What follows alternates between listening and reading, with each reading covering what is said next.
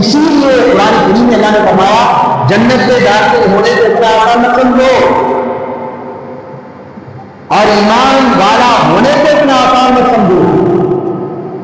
کیوں فرمایا اللہ تعالیٰ نے؟ جگہ جگہ فرمایا احسب الناس ان يتركوا ان يقولوا آمنا وهم لا يفتنون۔ احسب الناس کہ کیا ایمان کر رکھا ہے لوگوں، اپنے آپ کو ایمان والا کر لینا اتنا آسان تھوڑی ہے۔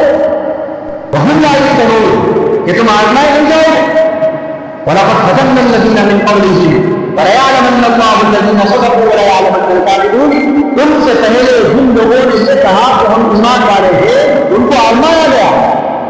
أَمْ حَسِبْتُمْ أَن تَدْخُلُوا الْجَنَّةَ، جنت میں جانا اتنا آسان تھوڑی ہے، جنت میں جانا اتنا آسان تھوڑی ہے۔ وَلَمَّا يَأْتِكُم مَّثَلُ الَّذِينَ خَلَوْا مِن قَبْلِكُمْ، ابھی تو وہ آزمائشیں، وہ حالات، وہ پریشانیاں، وہ مصیبتیں تمہارے پاس آئی نہیں۔ یہ آیت کب نازل ہوئی؟ یہ آیت اس وقت نازل ہوئی جب غزوہ خندق کے موقع پر ایک صاحب رسول نے اپنے پیٹ پر جو پتھر باندھا تھا اس کو دکھایا کہ اللہ کے رسول اس خندق کو کھودتے ہوئے میرے جسم مبارک پر ایک پتھر میں نے باندھ دیا ہے، ایسی حالت میں بھی میں دین کی خدمت میں لگا ہوا ہوں، اسلام کی خدمت میں لگا ہوا ہوں، کھانے کے لیے کھانا نہیں ہے، پیٹ پورا دودھ پہ چپک گیا۔ تو رسول اللہ صلی اللہ علیہ وسلم نے اپنا مردہ حاضر دکھایا تو آپ صلی اللہ علیہ وسلم کے بطن مبارک پر روزے پتھر رکھے۔ اس وقت میں آیت نازل ہوئی اے ایمان والو، جنت میں جانا اتنا آسان تو نہیں۔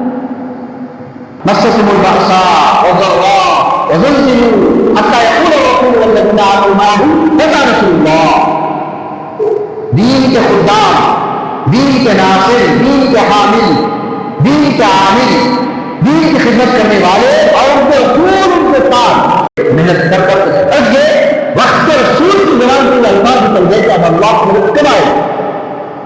اتنی آزمائشیں ایک ایمان والے کی زندگی میں آتی ہے، جب وہ صبر کرتا ہے اس کے بعد اللہ تبارک و تعالیٰ اسے جنت میں داخل کرتا ہے۔